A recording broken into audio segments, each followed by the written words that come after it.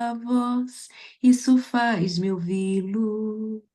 Sabe que eu me reporto ao que está no livro de Atos, no capítulo 3, verso 4. Ali nós consideramos a história de um encontro entre dois discípulos, um deles sendo Jesus, sendo Pedro.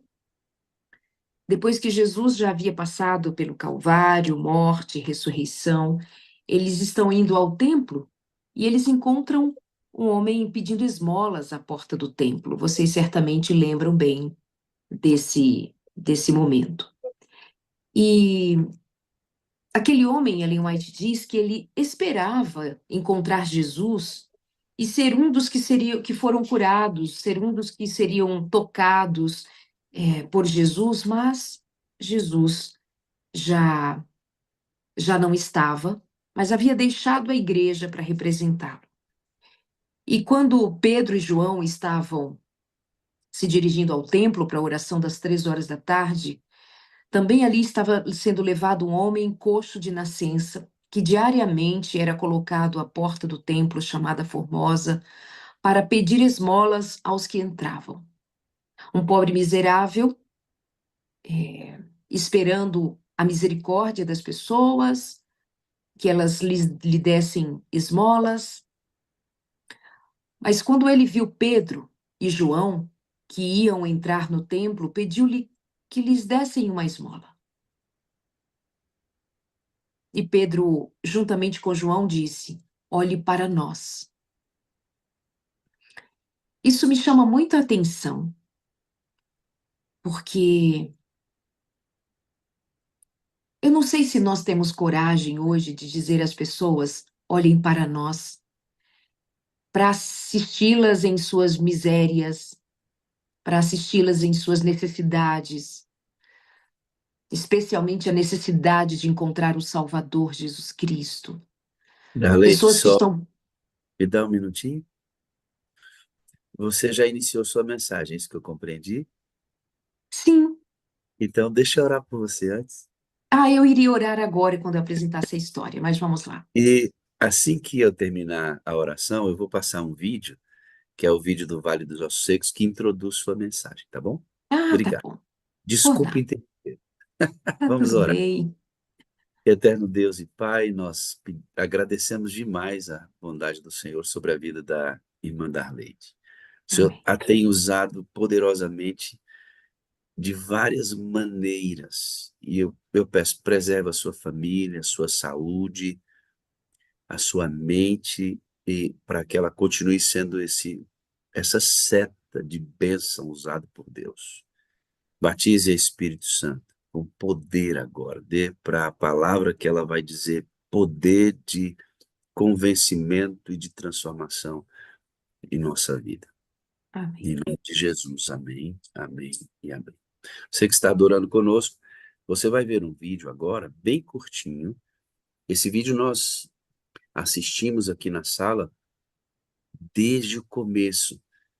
Ele recita Ezequiel 37, mantendo o nosso foco, dizendo assim, olha, o Espírito de Deus entrou neles e eles viveram. E é esse tipo de vida que a gente procura aqui. Ezequiel 37.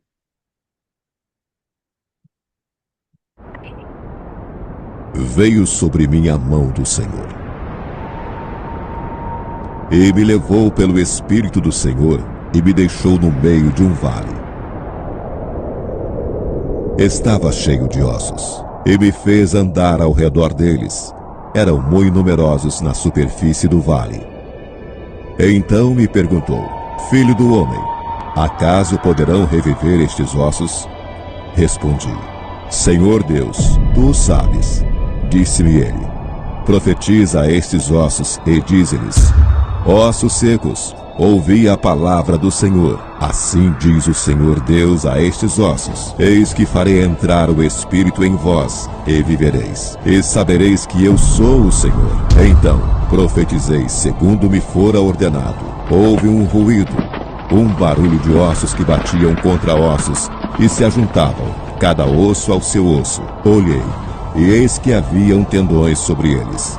E cresceram as carnes, e se estendeu a pele sobre eles, mas não havia neles o Espírito. Então ele me disse: profetiza ao Espírito, e dize-lhe: assim diz o Senhor Deus, vem dos quatro ventos, ó Espírito, e assopra sobre estes mortos, para que vivam. Profetizei como ele me ordenara, e o Espírito entrou neles, e viveram, e se puseram em pé, um exército sobremodo numeroso.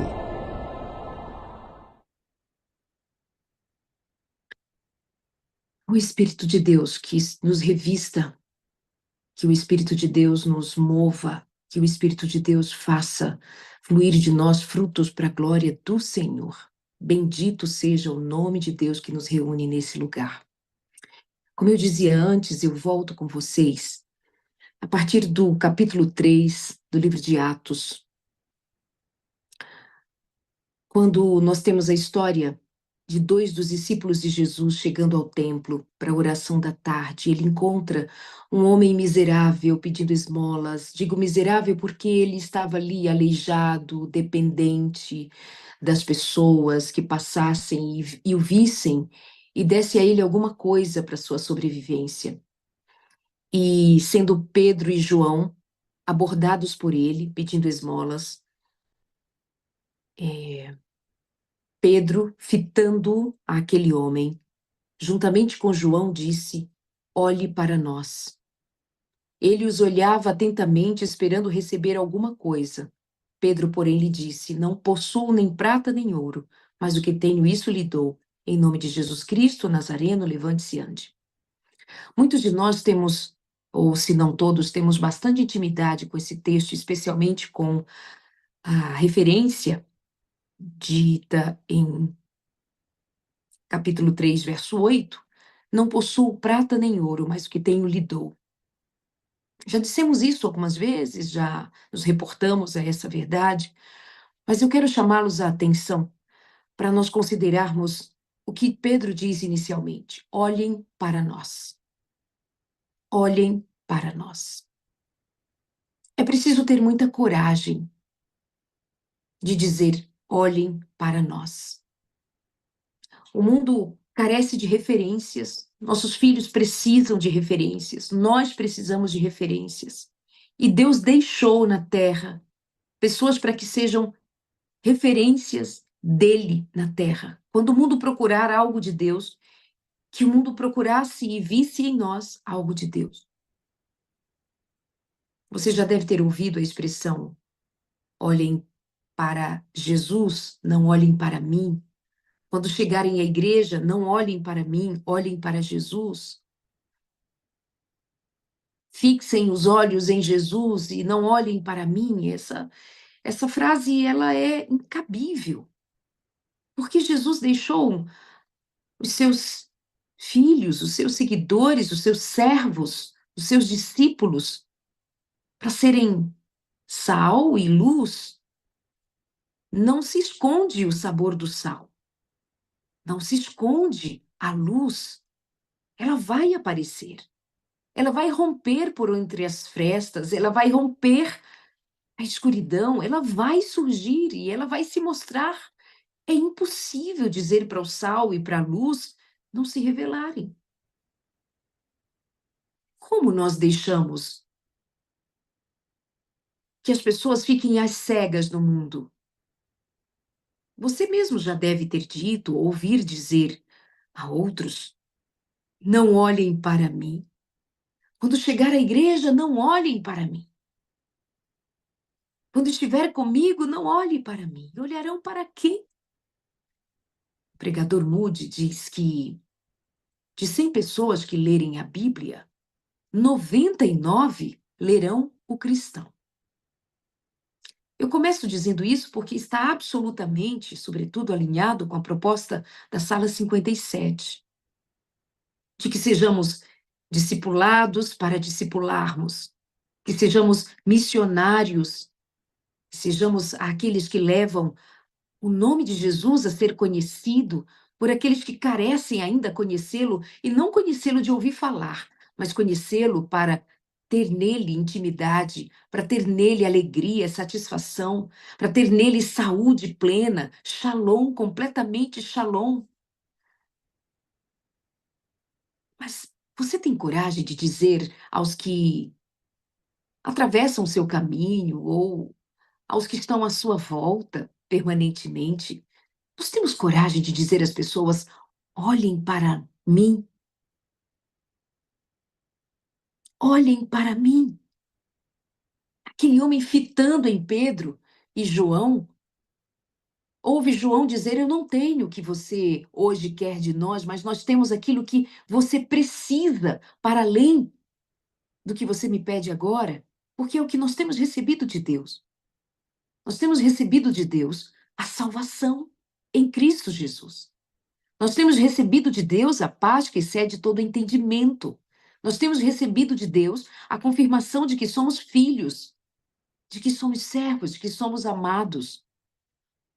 Eu tenho alegria no Espírito, porque o Espírito fez em mim brotar fruto de alegria, fruto de paz, fruto de ânimo, de esperança, de confiança, de mansidão, de domínio próprio, de amor. Ei, não dá para falar de amor, destes frutos, que é o grande fruto do Espírito, que nos faz viver essa experiência real. Não dá para nós produzirmos amor com o nosso esforço. Não dá para produzir perseverança, paciência, mansidão, domínio próprio, só com a nossa força de vontade. É preciso que o Espírito Santo faça o que só Ele pode fazer. Regenerar-nos, tornar a nossa mente como a mente de Cristo, tornar o nosso corpo habitação dele mesmo, morada do Espírito Santo.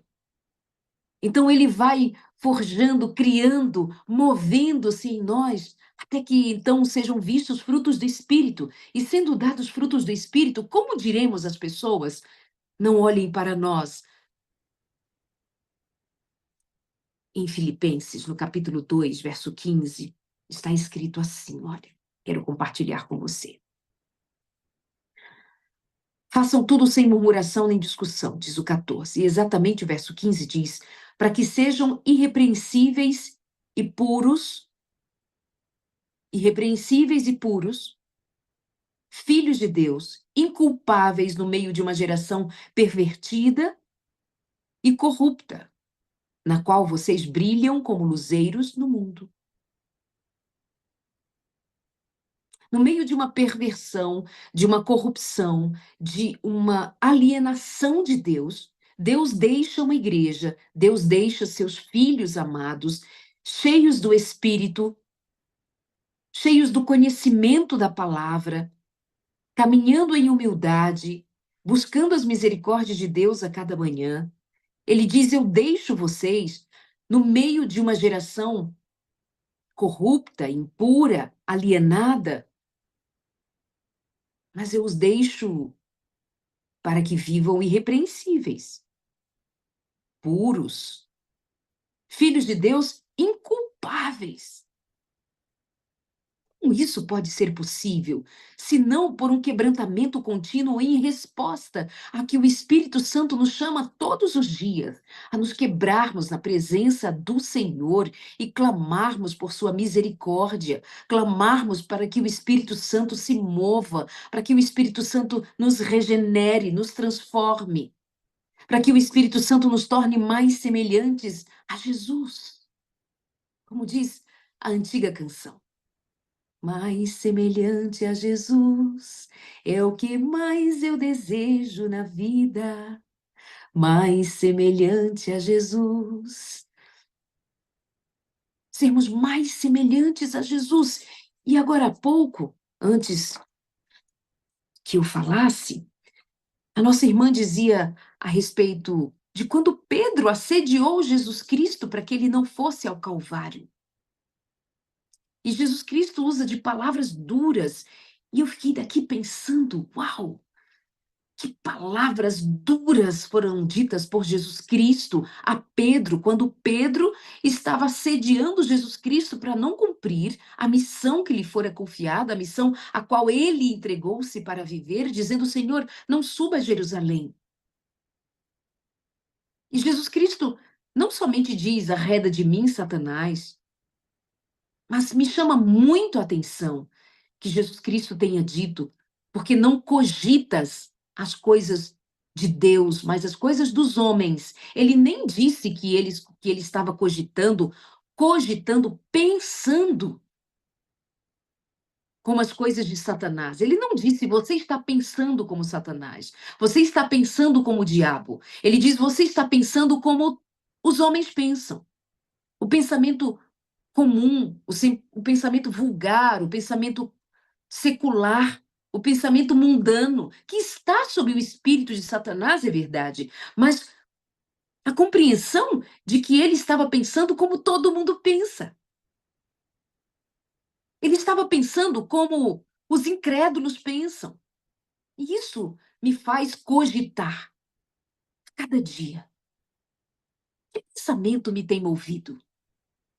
Será que eu tenho tomado discurso emprestado de um mundo que jaz no maligno, de pessoas que não têm o entendimento das coisas celestiais, que não vivem segundo o Espírito de Deus? Será que eu estou sendo tomada por discursos que me cercam tantas e tantas vezes? E ainda que pareça que eu sou cristã, ainda que pareça que sejamos cristãos, nós estamos movidos por pensamentos humanistas, discursos, palavras, atitudes, maneiras de viver, maneiras de ser impregnados pelo pensamento dos homens e não pelo pensamento de Deus. Levem isso em conta, porque não cogitas das coisas do céu, mas das coisas dos homens. Cogitar de cognição, de pensamento. A sua mentalidade não é a mentalidade ligada à mente de Cristo. A sua mentalidade é uma mentalidade ligada ao terreno, ao secular, às coisas de baixo, em lugar das coisas de cima.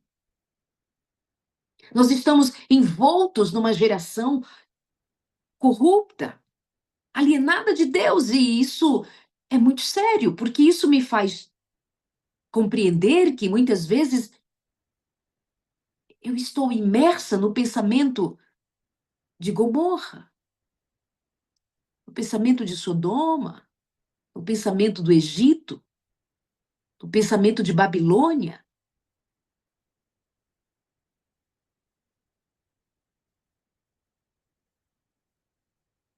Quando o Senhor nos chama para ser referência.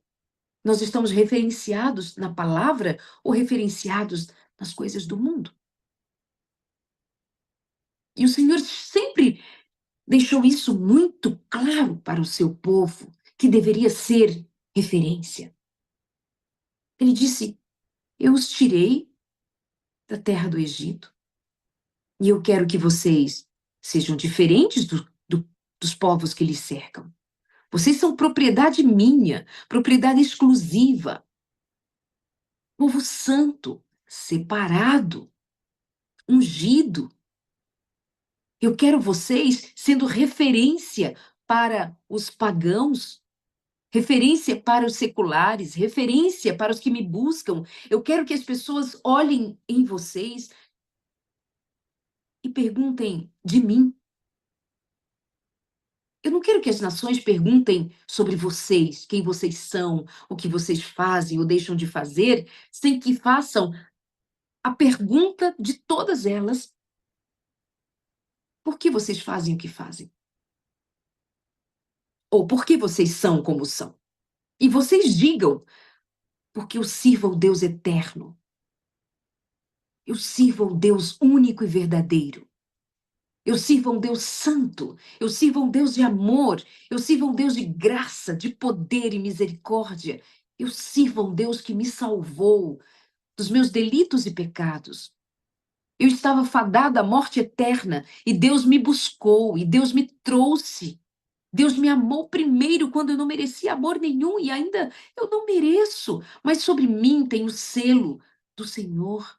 Eu fui separado, fui chamada, separada, ungida. E então eu declaro na minha vida a quem eu sirvo. Eu declaro na minha vida o Senhor.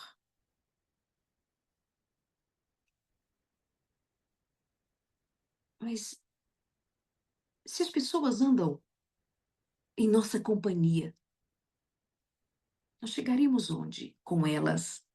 Aos portões celestiais? Aos portões celestiais?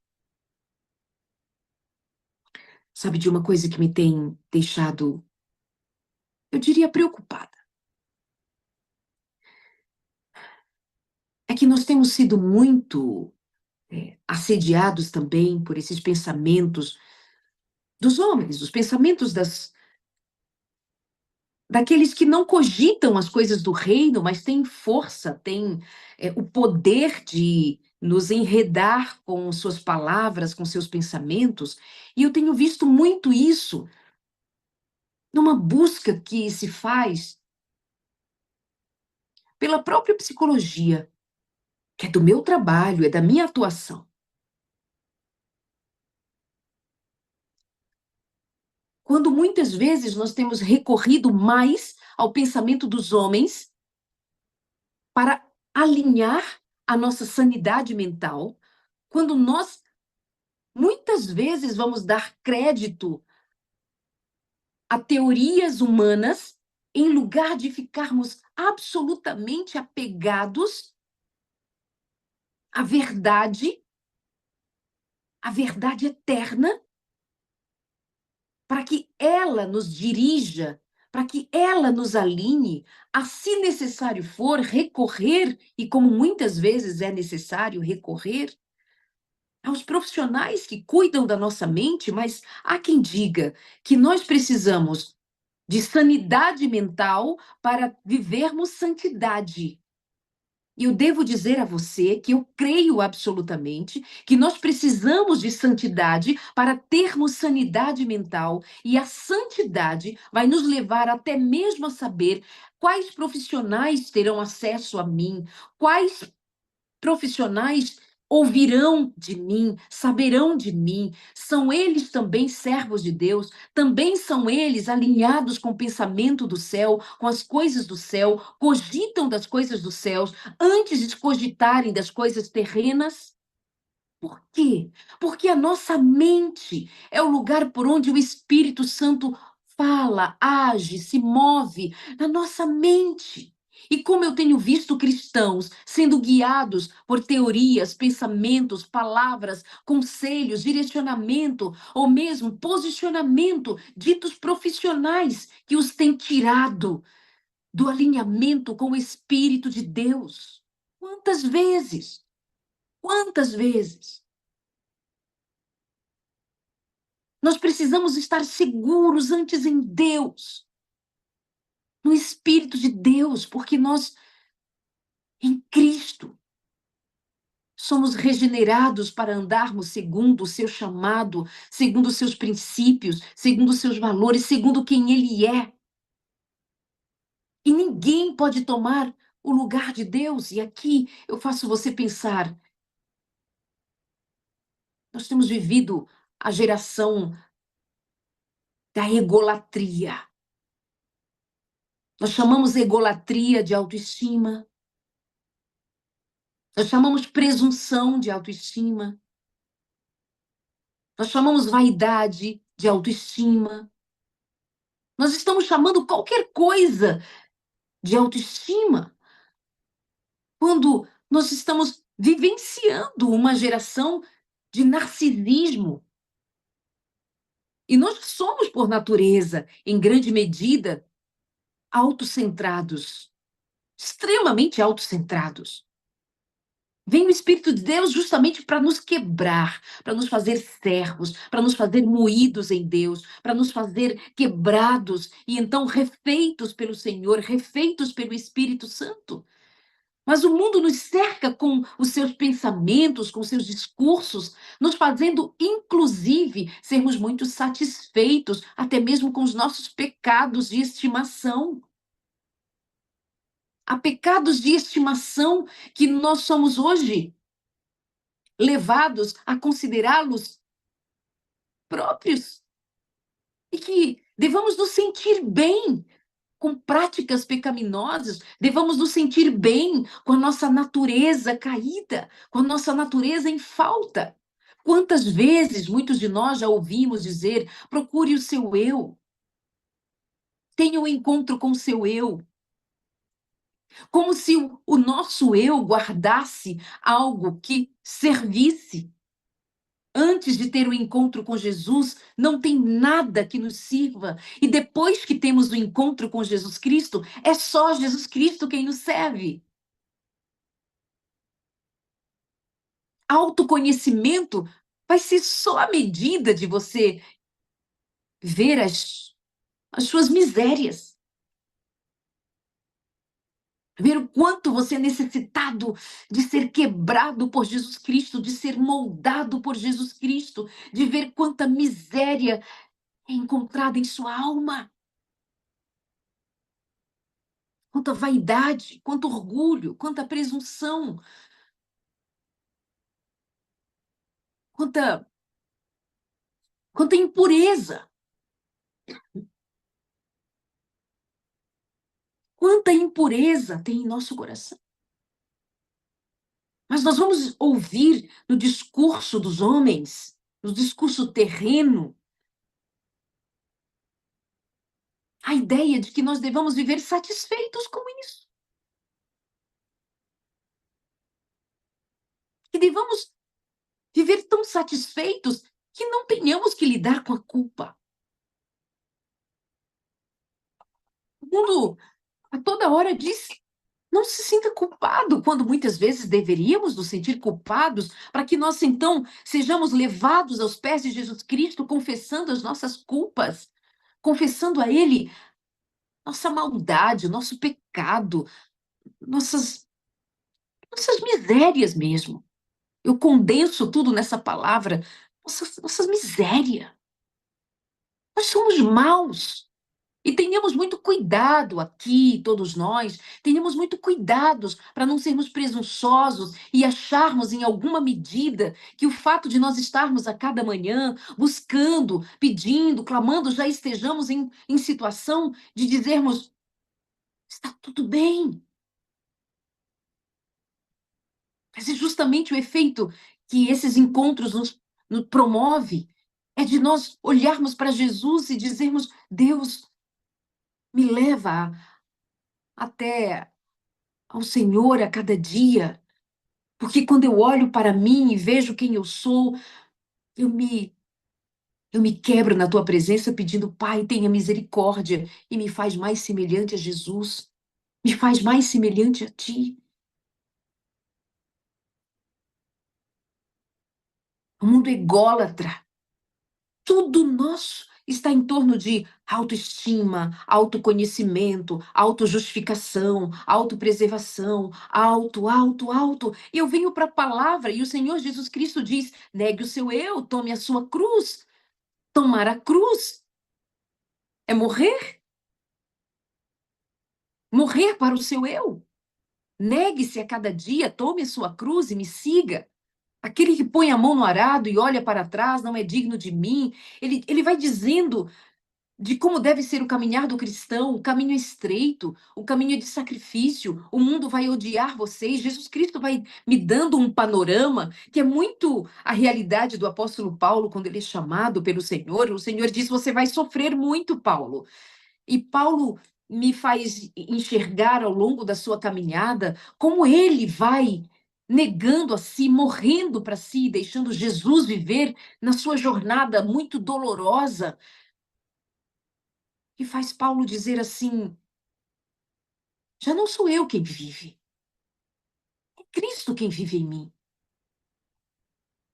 Então não é alto nada. Alto eu, alto tudo eu, autocentrado, autoestima, autoamor, auto-perdão. Oi? Que idolatria é essa do próprio eu? O que nós estamos fazendo? Nós dizemos que não somos idólatras porque não adoramos imagens, nós não adoramos outros deuses, mas será que nós temos sido enredados pelo pensamento dos homens que tirou Deus do altar e colocou-se sobre o altar e tudo se refere a ele, tudo ele, tudo ele, tudo ele, tudo eu, tudo eu, tudo é o meu eu que importa. Que eu seja feliz, que eu esteja feliz, que eu esteja bem, que eu esteja eu. Será que nós também estamos sendo enredados, como Pedro foi enredado por um pensamento mundano, um pensamento secular, o pensamento dos homens, o pensamento das coisas terrenas, o pensamento das coisas de baixo, o pensamento das coisas daqui, alienadas de Deus? Será que nós temos sido ególatras nesta medida que não percebemos que, em lugar de sermos levados a ter vergonha dos nossos pecados, a ter nojo dos nossos pecados, como diz a palavra que o Espírito nos falar, ter nojo dos nossos pecados, nojo, ter repulsa das nossas práticas pecaminosas e da nossa performance pecaminosa, de sermos de uma natureza pecaminosa. O pensamento mundano me faz me acomodar e ficar satisfeita em não experimentar nenhuma culpa, nenhuma repulsa, nada. Mas me acomodar. Acomode-se ao adultério, acomode-se à imoralidade, à lascívia, acomode-se à falta de domínio próprio, acomode-se. É o seu eu. É você. Se ame como você é. Se ame como você é. Você precisa amar como Jesus Cristo é. Nós estamos tão envolvidos em muito do discurso das coisas terrenas, das coisas de baixo, que nós repetidas vezes temos dito a respeito dos mandamentos do Senhor. Amarás o Senhor teu Deus de todo o teu coração, de toda a tua alma, de todo o teu entendimento, e ao teu próximo como a ti mesmo. Nós tomamos o ao teu próximo como a ti mesmo, e outrora eu fazia uma transmissão e entrou ali alguém de grande envergadura do conhecimento da palavra, e ele me dizia, mas Darleide, quem não ama a si mesmo, não ama nem mesmo a Deus. E isso não é verdade. Não existe como nós nos amarmos para amarmos a Deus. Isso é uma cogitação das coisas terrenas. Não é essa a ordem. Deus nos amou primeiro. Nós respondemos ao amor de Deus. E de tanto que Deus me ama e eu respondo ao amor de Deus, transborda de mim amor que reconhece que eu sou obra das mãos de Deus, que eu carrego as digitais do meu Deus, que Deus me comprou com preço de sangue, de tal modo que eu amo em resposta à sua graça e misericórdia. E o que é dele transborda em mim. Não existe outra maneira de ser gerado amor de mim, senão fonte de amor de Deus derramado em mim. Eu transbordo para amar ao próximo. E alguém vai perguntar assim, mas qual é a medida desse amor? E então Jesus Cristo diz, do jeito que você se ama. Aí você diz assim, mas Darleide, eu não me amo. Então volta 2, 3 casinhas e então considera responder ao convite de Deus em amor, porque Ele te amou primeiro. Ele amou você quando você estava morta, quando você estava morto em seus delitos e pecados. Tudo começa na sua relação com Deus. Quando nós estamos bem com Deus, nós estamos bem com a vida. Quando nós estamos mal com Deus, nós estamos mal com a vida, ainda que pareça que estejamos muito bem. Nós temos paz com Deus, paz em Deus, e então nós vivemos paz com quem está à nossa volta. Amarás o Senhor teu Deus de todo o teu coração, de toda a tua alma, de todo o teu entendimento. Ou seja, o amor de Deus vai te tomar plenamente. Não deixe espaço para mais nada, não deixe espaço para ninguém. Não tem como dividir o altar do Senhor, ele é plenamente do Senhor. Amarás o Senhor teu Deus de todo o teu coração, de toda a tua alma, de todo o teu entendimento. Não cabe outro Deus, não cabe ali outro Deus. Eu estou tomada de Deus em resposta ao que Ele me chamou para viver nele, por Ele, para Ele. Então eu agora, essa inteira entrega e essa intimidade, nesse amor que me envolve, eu amo o próximo. Como também sou amada. Como também amo ser templo do Espírito, amo ser filha de Deus, amo ser serva de Deus, amo trabalhar para Deus. Então, tem amor em mim. Não existe alto amor produzido em você, não existe como você produzir amor, gerar amor, isso não existe. Porque a nossa natureza caída, a nossa natureza pecaminosa não produz tal ordem de amor. É Cristo quem opera em nós o amar. Então, ama a Deus sobre tudo e sobre todos. E agora você vai amar ao próximo. Pratica o próximo. E se você disser, não, eu amo a Deus, mas eu amo ao próximo, a palavra diz, isso é uma mentira. Então, tudo começa com Deus. A nossa relação é em Deus, por Deus, que nos amou primeiro. Mas nós somos tão ególatras, nós somos tão narcisistas, que temos repetidas vezes nos centrado, tão autocentrados, que dizemos que é a partir de nós que as coisas funcionam, é a partir do meu eu, é a partir do meu sentimento, é a partir do que eu sinto que então a vida flui. Isso não é verdade. O amor não é a partir de você. O amor não é de você. O amor é a partir de Deus sobre você. Se tem um dos temas mais desejados a se falar, um dos temas mais procurados, é o da autoestima. Mas isso principalmente entre nós cristãos. Principalmente ou especialmente entre nós cristãos. É uma grande revelação de como nós nos soltamos da realidade do Evangelho. E o Evangelho é quem diz para mim o valor que eu tenho. É o Evangelho em Cristo, é a cruz de Jesus Cristo quem diz para mim o valor que eu tenho. Não sou eu quem dou valor a mim, é Jesus quem me deu valor. É Deus que me criou, que me deu valor. Ele imprimiu em mim valor. E o Evangelho, quando eu estava perdido, o Evangelho me trouxe a consciência, o saber, me trouxe a verdade. Então ele me faz novamente em Cristo Jesus ter o valor que ele imprimiu em mim. Quem diz quem eu sou é Deus.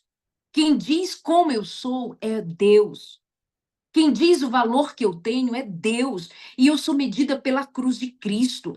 O amor de Cristo na cruz dá exatamente o tamanho do amor que ele tem por mim, do valor que ele tem por mim e que há em mim. Quando eu olho para a cruz, eu vejo Jesus entre dois miseráveis, cercado de uma multidão de gente miserável. E Jesus Cristo está ali para oferecer a eles o conhecimento de quão amados são. Eu vim por amor a vocês e vocês me rejeitaram, os meus me rejeitaram. Claro, não em sua totalidade, muitos dali eram seguidores de Jesus Cristo e tornaram-se a igreja de Cristo na terra. Então eu olho para para o alto do Gólgota, eu vejo Jesus Cristo na cruz, e aquilo para mim é a revelação da estima do céu por mim. A estima de Deus por mim é do tamanho, da altura, da largura e da profundidade do amor de Deus por mim. Então, onde é que eu ando procurando autoestima? Todos nós saímos do Éden com os nossos pais feridos na nossa autoestima, feridos em nossa saúde, feridos no corpo, como resultado do pecado maldito. Todos nós temos problemas com autoestima. Quando nós olhamos para nós mesmos e vemos quão miseráveis nós somos, nós temos problemas de autoestima. Mas agora, não fica procurando no que teu pai disse, no que tua mãe disse ou deixou de dizer, no que teu marido fez, no que tua esposa, no que teus amigos, no trabalho. Não fica procurando neles reparo. Olha para Jesus Cristo, o reparo dos buracos que há em nossa alma, dos buracos que há em nossa mente, o reparo, a cura, a luz está na cruz de Cristo. Nós temos entregue a nossa mente para outros cuidarem, quando nós temos que primeiro nos voltar para Cristo. Você deve estar aí com vontade de me dizer, e é muito possível que hoje eu vá receber muitas mensagens dizendo: Darleide, me explica melhor, me diz melhor, mas o que eu estou te dizendo é exatamente isso. Olhe mais para o alto. Olhe mais alto, agora olhe mais alto, um pouquinho mais alto. Vê se você encontra a cruz de Cristo bem alta. É Jesus Cristo na cruz. Olha pelo Evangelho, pela lente do Evangelho, e vê a estima que o céu tem por você. Vê quanto valor o céu deu por você e medita nisso todos os dias. Você vai ver que muito em breve, muito em breve, você vai experimentar algo transformador. Você vai ser inundado pelo amor de Jesus. E Ellen White costuma dizer, quer dizer, disse, e eu costumo lembrar disso, quando ela diz que nós deveríamos ficar meditando no sacrifício de Jesus Cristo pelo menos 1 hora por dia. Que nós deveríamos meditar no sacrifício de Jesus Cristo pelo menos 1 hora por dia. Porque nós precisamos ser impregnados do que foi que Jesus Cristo fez por nós, meus queridos. Eu tenho convicção de que nós estamos acostumados com a história da cruz, que nós estamos acostumados a cantar a história da cruz. Mas sabe aquilo que com o qual nós nos acostumamos? Nós ficamos muito acostumados com muita coisa na vida. E então, quando nós nos acostumamos, aquilo acaba por ser apenas mais um item, mais algo da minha jornada. Tá ali, eu estou acostumada com isso. Eu passo a lidar com as coisas sagradas como se fossem comuns, porque eu estou acostumada. Estou acostumado com isso, estou acostumado com esse texto bíblico, eu estou acostumado com a Bíblia, estou acostumado de ir na igreja.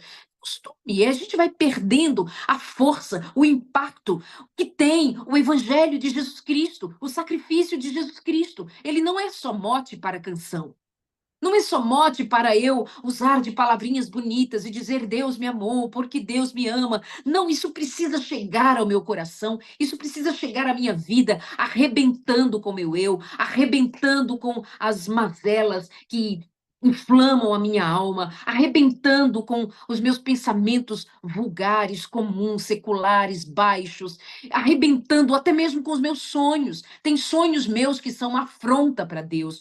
Então vem o Senhor Jesus Cristo e vai arrebentando tudo e recriando, regenerando. Vem a paz de Deus inundando a minha alma. Vem a cura do céu. Vem a cura, transformação. E nós podemos fazer uso de outros instrumentos, sim, mas eu tenho visto pessoas quase que como substituindo, quase que como dizendo Jesus, mas o Evangelho, mas. E não cabe um mas depois de Jesus. Cabe um mas depois da cruz. Não cabe um mas depois do que Jesus Cristo fez na cruz. Não cabe. Eu só me rendo. Eu me rendo completamente. Eu me rendo inteiramente. Eu me rendo ao meu Deus. Rendam-se.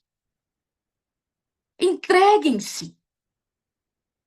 Como quando alguém é assaltado e diz mãos para o alto, renda-se.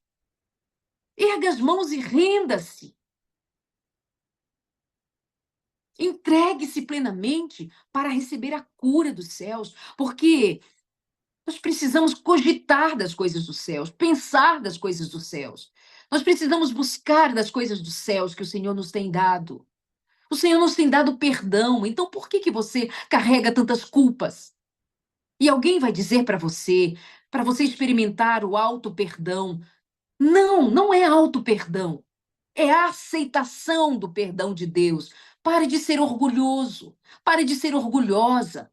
Pare de crer no que você tem crido até agora, como se você fosse capaz de fazer alguma coisa por si mesmo sem Jesus. Você não consegue fazer nada sem Jesus. Não existe auto-perdão, existe aceitação do perdão de Jesus Cristo plenamente. E não brigue com ele, não discuta com ele. Ele te perdoou, perdoado estás. Ele te tocou para confessares, para abandonares. Não importa o que fizeres, que fizera. Não importa o seu pecado, não importa. Jesus não ficou surpreendido. Ele não ficou surpreso, abismado, boquiaberto, porque você cometeu tal pecado. Jesus Cristo não foi pego de surpresa. E ele te chamou para o arrependimento, ele te chamou para confessar. Não foi porque você decidiu, foi porque o Espírito Santo te tocou. Sai de você e vai para Jesus. Sai do seu ego ferido, sai dessa sombra, vai para Jesus, sai do seu ego, o que andam chamando de autoestima, autoamor, autoaceitação, muito mais tem a ver com uma experiência narcisística do que, na verdade, o reconhecimento de que nós precisamos de Jesus Cristo loucamente, perdidamente. Não há o que você faça sem Jesus Cristo, não há como caminhar sem Jesus Cristo. Eu dizia outro dia para algumas amigas, tudo tem a ver com o evangelho. Quando você sair daqui a pouco para fazer exercício, será tão espiritual quanto é esse encontro nosso agora. Há quem faça distinção, acho que vai acabar aqui a bateria do meu celular. Há quem faça distinção entre vida espiritual, vida material. Há quem faça distinção entre a vida espiritual e a vida secular. Não, nós somos espirituais.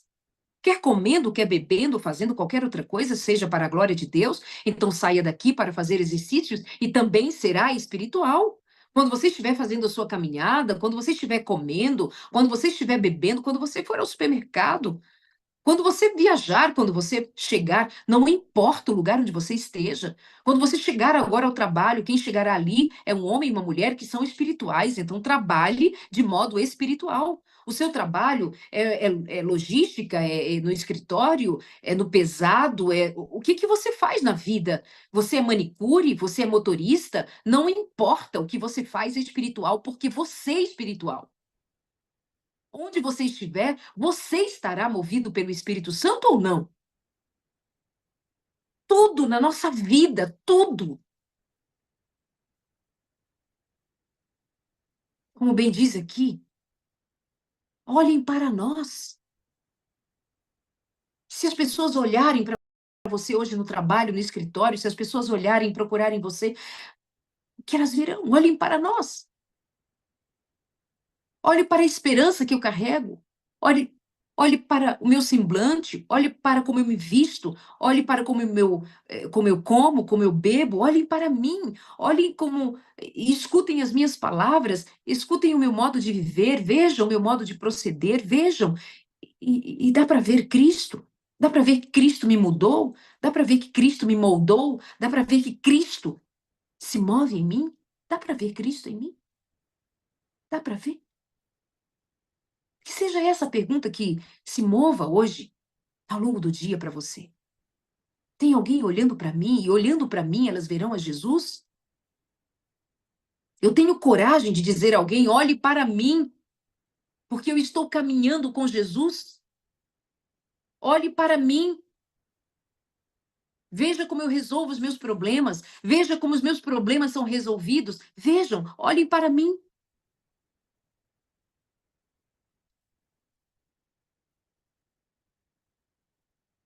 Eu havia cantarolado antes e eu cantarolo agora, outra vez. Vejo Cristo em teu olhar e sei quanto amo. Sinto Cristo em seu tocar, seu cuidado é bom. Ouço Cristo em sua voz, isso faz-me ouvi-lo. Saia hoje para viver carregando essa canção e essa verdade, com a coragem de quem pode dizer: Cristo vive em mim, então olhe para mim. Não é ser perfeito como Cristo é, mas se tem algo de Cristo em mim, vem comigo. Ele há de me dar mais e dar mais a você, porque aquele que começou a boa obra há de terminá-la até o grande dia. Aquele que começou a boa obra há de terminar.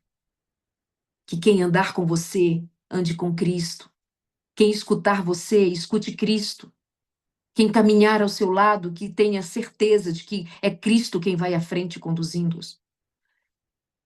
E das suas dificuldades, das suas mazelas, dos buracos da sua alma, da sua autoestima ferida, do seu ego machucado, das suas dores, dos seus machucados na alma, dos seus traumas, das suas dores. Jesus Cristo tem reparo, Jesus Cristo é o reparo, Jesus Cristo é a luz. E quando você hoje sair para a sua terapia, vá com Jesus. Quando você hoje sair para o psiquiatra, vá com Jesus. E lá com Jesus e em Jesus Cristo, seja testemunha de que você tem muita, mas muita fé, de que muito em breve você poderá dizer: já não vivo eu, mas Cristo vive em mim, a minha mente, o meu corpo, a minha alma, tudo pertence a Cristo, e bendito seja o nome do Deus eterno, que é o meu bálsamo, que é o bálsamo de Gileade, que cura as minhas enfermidades, é o Deus Todo-Poderoso, que me envolve em seu Santo Espírito para visitar todas as áreas da minha vida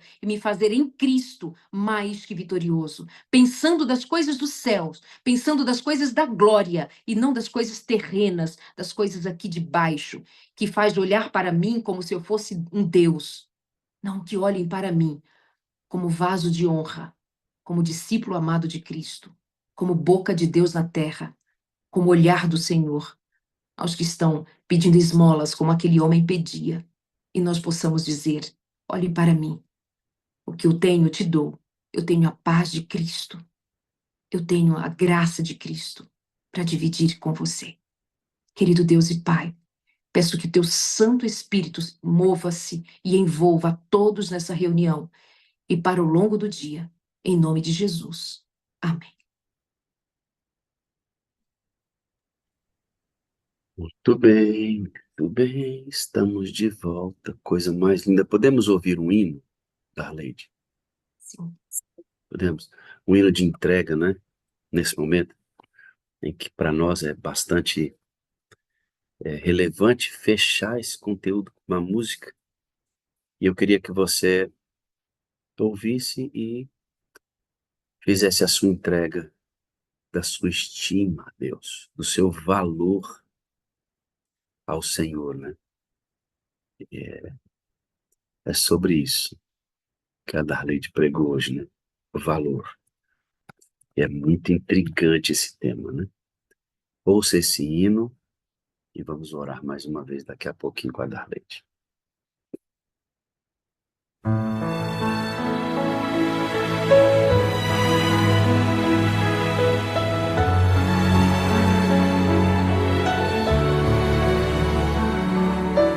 Preciso me entregar, Senhor.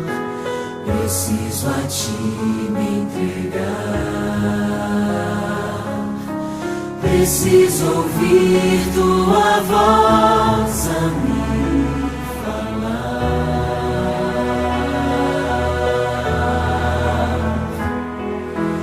Não tenho nada a te oferecer, somente um coração puro e pecador. Mas aqui estou, me aceita, Senhor.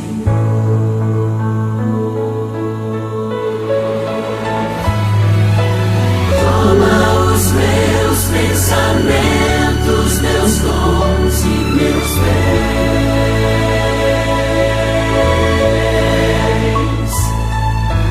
Toma o meu coração e tudo que ele tem.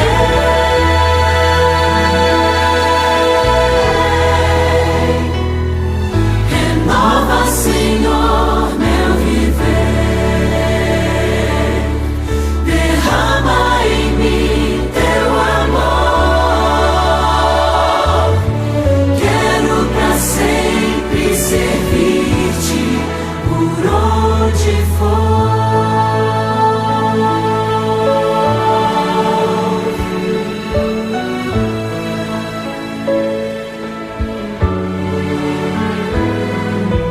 Preciso me entregar, Senhor. Preciso a ti me entregar. Preciso ouvir tua voz a me falar.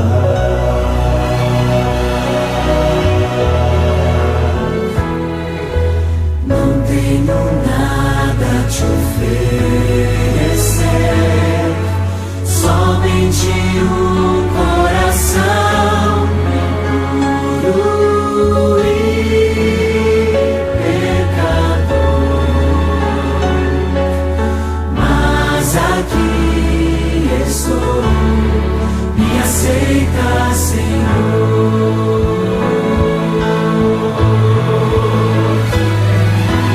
Toma os meus pensamentos, meus dons e meus bens.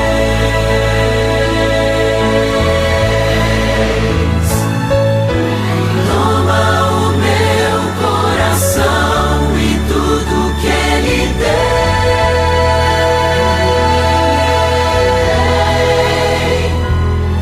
Renova, Senhor, meu viver.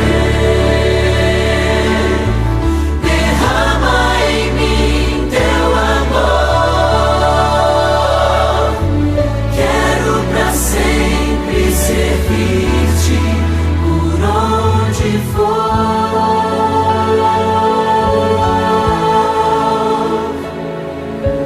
Quero pra sempre servir-te por onde for.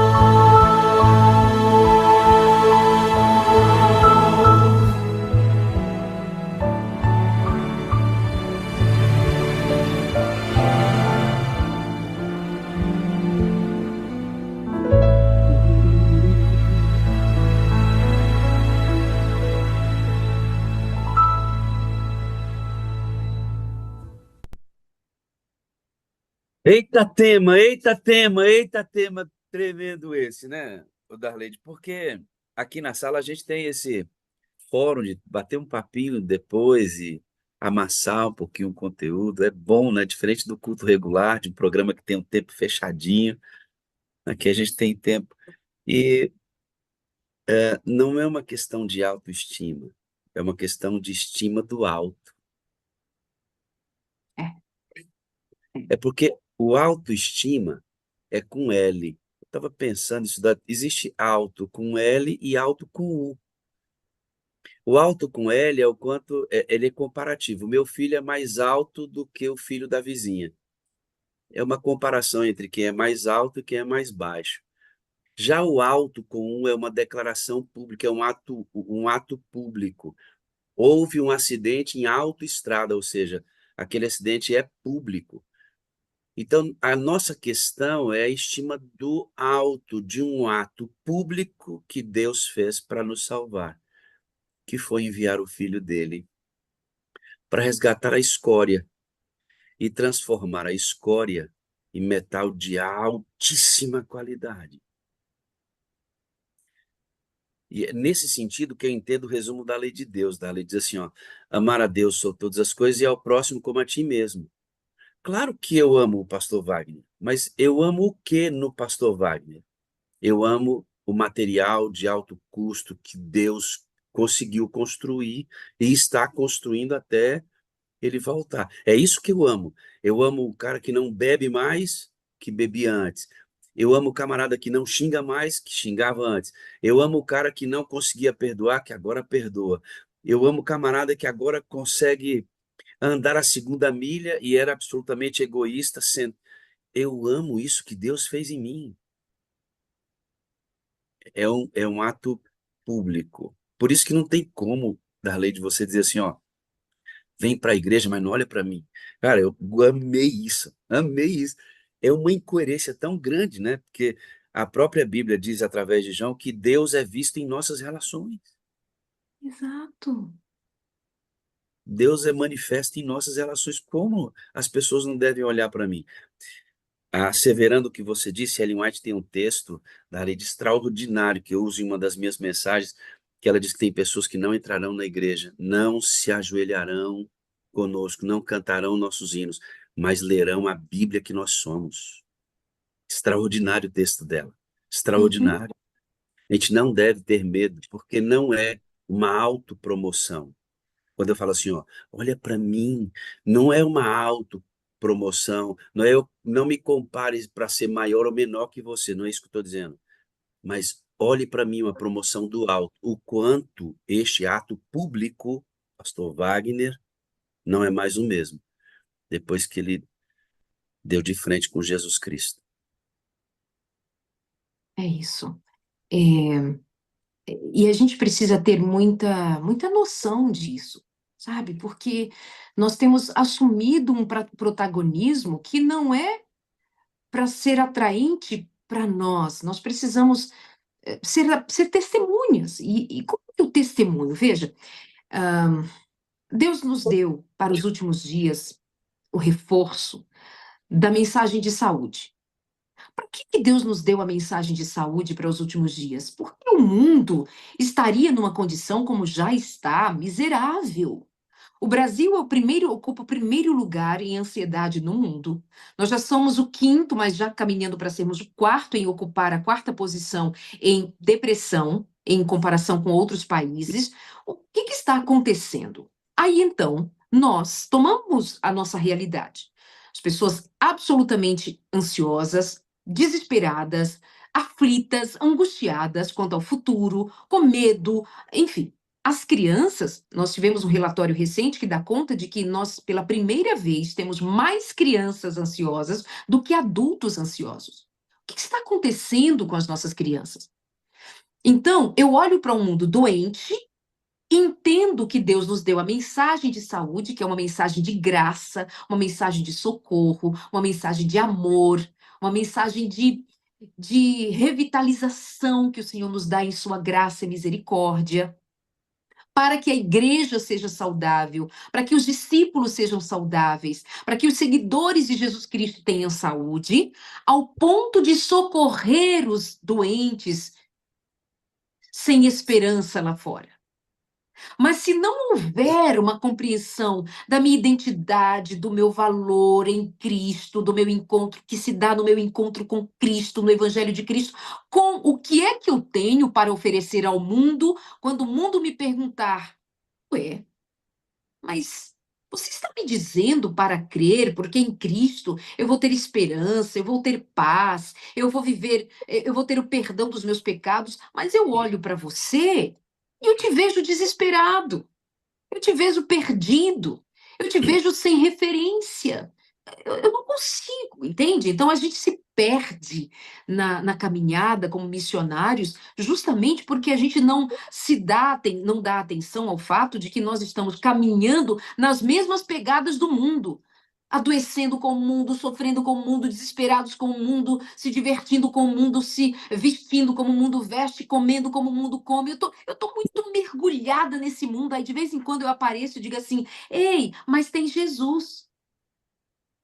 Ei, deixa eu te falar de Jesus. Eu me lembro daquela visão que Ellen White tem dos dois caminhos, e os do caminho estreito andam no caminho largo, de vez em quando estão lá, e aí eles têm escrito nas costas: mortos para o mundo, estáis vós também? Aí os do caminho largo olham para os do caminho estreito, que ora lá, ora cá, não é uma coisa nem outra, olha para eles e diz assim: mas que diferença tem entre nós? Você se veste como nós, você come como nós, vocês falam como nós, e aqui o falar, a linguagem, a comunicação, a forma de se envolver revela o modo de pensar. É como dizendo assim: vocês pensam como nós. Então, eu acho esse assunto extremamente sério. A gente pode até dar continuidade a ele em outro momento, porque nós temos falado muito das coisas de baixo, e nós temos sido muito afetados por discursos humanistas. Humanistas. Nós temos, pastores, dispensado vocês. Quando é para falar de Bíblia, se for teologia, no sentido de doutrina, aí a gente chama vocês. Mas se for para falar de mente, de questões profundas da alma, de relações, aí a gente não chama vocês, a gente chama outros especialistas. Quando vocês, ministros, quando os servos que ministram a partir da palavra, estão sim habilitados pelo Espírito Santo, sob o Espírito de Jesus Cristo, que é conselheiro. Jesus Cristo é conselheiro. Quem está sob o Espírito de Cristo tem sabedoria. Mas nós temos delegado a sabedoria a qualquer outro especialista. E tirado do próprio Evangelho, da própria Bíblia, o peso que ela tem para me fazer enxergar a necessidade urgente de ser tratado no Espírito, pelo Espírito de Deus. E aí nós ficamos nesses discursos, palestra para cá, palestra para colar, sobre autoestima, porque meu eu, você tem que se valorizar, porque você tem que... Você não tem que se valorizar porque você tem que se valorizar. Você tem que se valorizar porque Deus te valorizou. Então é o valor de Cristo na tua alma, na tua vida. O quanto você dá valor ao valor que Cristo te deu. E aí, quando o valor que Cristo me dá aparece nas minhas palavras, nos meus relacionamentos, enfim, eu me movo. Aí eu termino dizendo, lembrando aquela canção velhinha, eu sou daquelas que fica lembrando de músicas antigas. Se o Espírito de Deus está em mim, eu falo como o rei Davi. Lembram disso? Se o Espírito de Deus se move em mim, eu canto como o rei Davi. É tudo a partir do Espírito. Ou o Espírito está, ou é maquiagem. Ou o Espírito de Deus se move, ou quem está se movendo é meu ego, meu eu, minhas vontades, meus desejos carnais, e não os desejos de Cristo em mim. E é por aí. Esse assunto, ele estende muitas ramificações, né? Acho extraordinário isso. Porque quando o resumo da lei de Deus aparece para nós, esse resumo aparece num contexto em que você precisa ser uma bênção para outra pessoa no que diz respeito ao conhecimento da pessoa de Jesus Cristo. Você sendo luz para revelar a luz maior que é Jesus Cristo. Não se pode esconder uma casa que está edificada sobre o monte. E eu também não acendo uma lamparina para colocar embaixo da cama. Nós somos chamados para visibilidade. E essa visibilidade deve glorificar o nome de Cristo, levando essa transformação que você recebeu a outras pessoas. Essa questão do amar a Deus, amar a si mesmo, porque o mandamento é muito interessante, né? Primeiro grande mandamento, amar a Deus sobre todas as coisas. E o segundo grande mandamento, amar ao próximo como a você mesmo. Então, quem você ama logo depois que você se depara com Deus? Você ama você mesmo. Não dá para eu sair para amar o próximo sem que Deus tenha feito a regeneração em mim do valor que eu tenho. Não é uma questão de imagem, não é uma questão de imagem, é uma questão de este amor está ligado a valor. Estava preso nas garras de Satanás e fui resgatado por um ato público de Deus enviando seu filho para me salvar. Então, o valor que eu tenho a respeito de mim mesmo intrínseco é o quanto eu valho a partir do sacrifício feito por mim. Nesse sentido, ninguém pode dizer que eu não valho nada, que eu não presto, que eu não sirvo. Não, eu sirvo sim, eu valho sim, eu sou importante sim, porque olha só quem me resgatou, olha o valor que eu tenho. É nesse sentido que eu amo a mim mesmo, e esse amor deve ser compartilhado na mesma perspectiva de que aquele que eu estou compartilhando não entende isso, e ele precisa ser regenerado e resgatado, assim como eu fui, em alguém imprestável para alguém que presta em Cristo. É um processo evangelístico. Não tem a ver exatamente com imagem.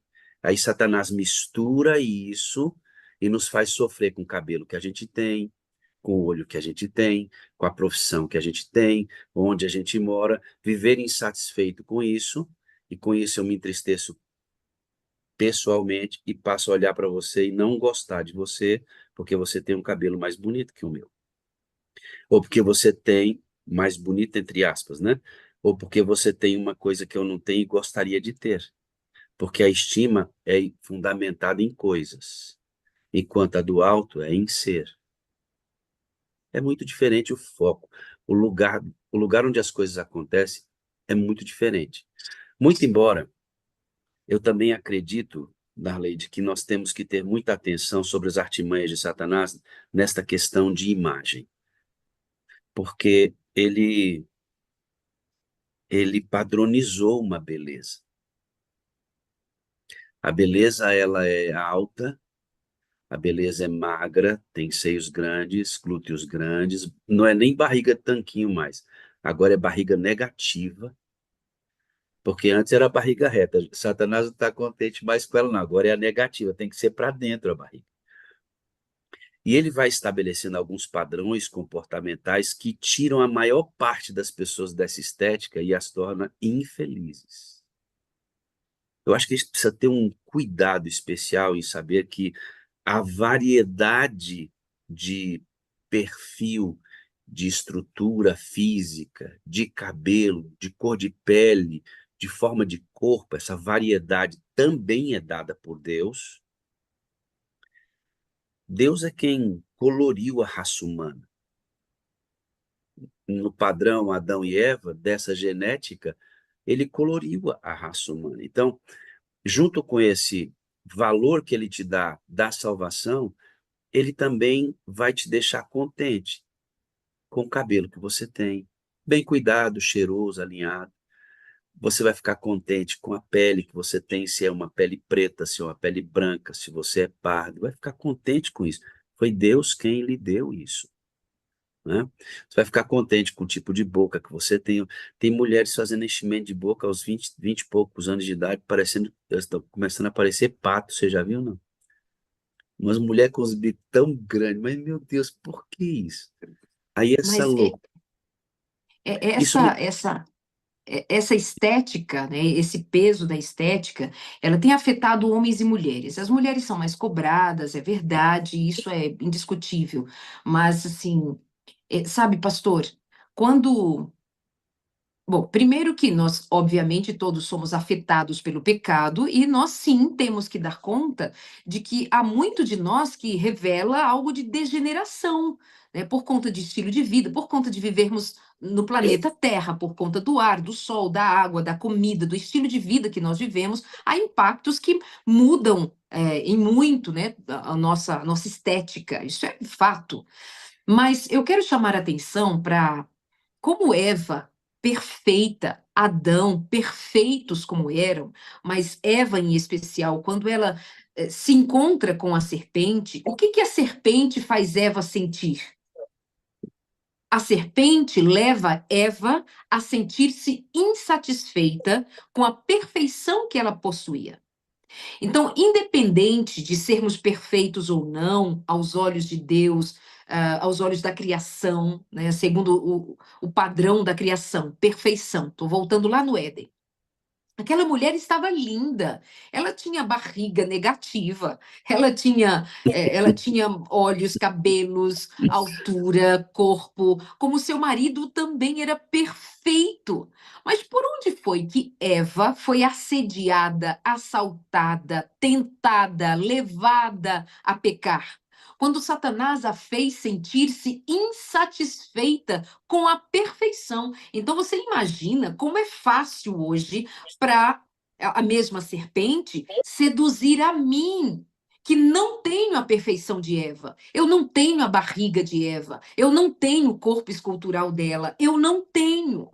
Eu não sou uma mulher eu devo reconhecer as minhas limitações, inclusive. E isso passa por você ter um encontro com a realidade na perspectiva do Evangelho, que eu sei quais são as minhas limitações. Eu sei que eu não tenho esse corpo ou aquele da Gisele Bündchen, sei lá o quê, eu não tenho.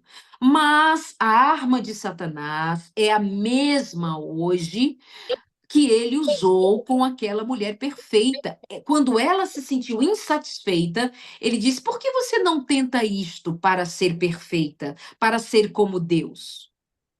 Na hora que ela se vê insatisfeita, então ela cai presa, ela cai de boca na presa de Satanás. E aí eu chamo a atenção aqui para a gente hoje levar em conta o quanto nós vivemos apegados à insatisfação.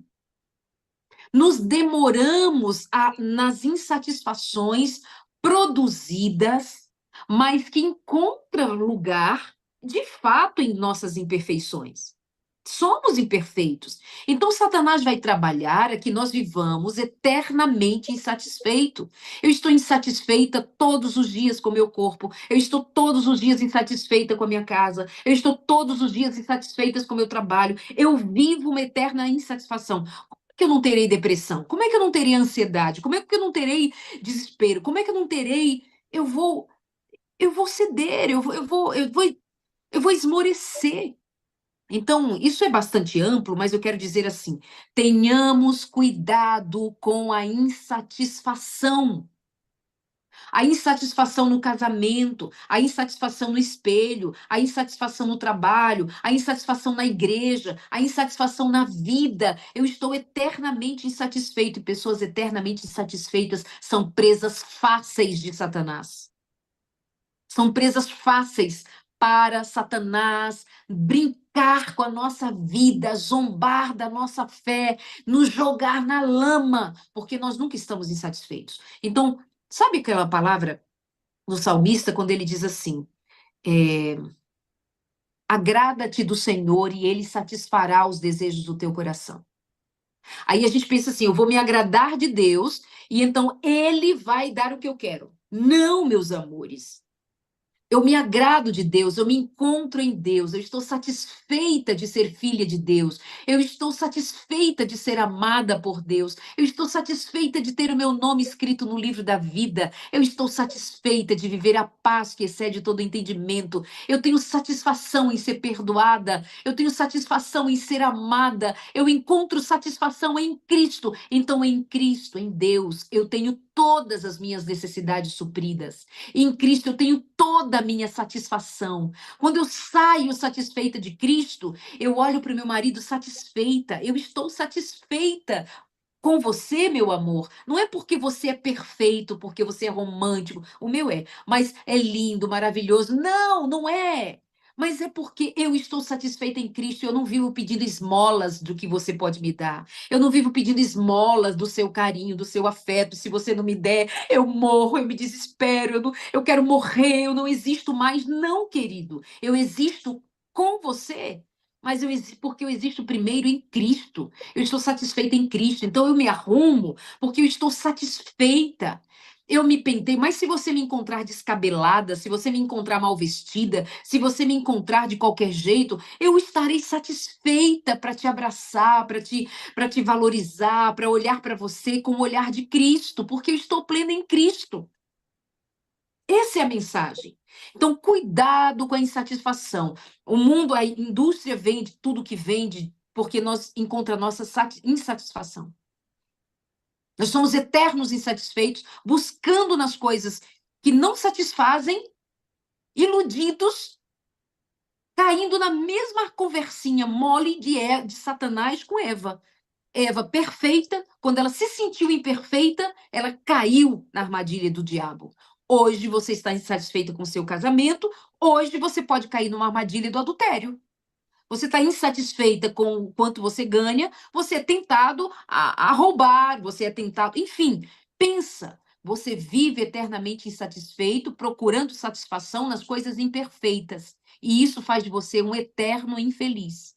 Ou você aprende a ser satisfeito em Jesus Cristo, ou melhor, encontra satisfação em Jesus Cristo, ou você vai ser presa fácil de Satanás. Essa insatisfação castra a missão. Por que que os tanques das nossas igrejas, eles são ativados poucas vezes durante o ano para batizar pessoas? Porque nós temos um aglomerado de insatisfeitos. Insatisfeito não se expõe, insatisfeito não anda no meio do povo, ou quando anda está descontente, está reclamando. É uma artimanha da Leide para poder castrar o principal propósito da igreja, que é levar o evangelho e salvar vidas. É muito claro isso. Isso é muito legal discutir isso, né? Muito bom. Obrigado, viu? Por Eu nada. tenho 4 coisas para te dizer. Eu amo você. Amém. Eu preciso de você para ser feliz. Você é a parte visível de Deus. E eu creio mais em Deus porque a minha irmã Darleide existe. Amém. Amém. Faço minhas, como minhas essas palavras também. Peço que o Espírito de Deus nos conduza, que o Senhor nos guarde, nos proteja das quedas, dos desânimos, das insatisfações, e que a Sala 57 continue levando Jesus a muitas, muitas, muitas pessoas. Obrigada pelo convite. Amo vocês também. Deus te abençoe, um grande dia na presença do Senhor, tá bom? Amém. Bom dia. Vamos lá, continuar nosso caminho, depois de conversar.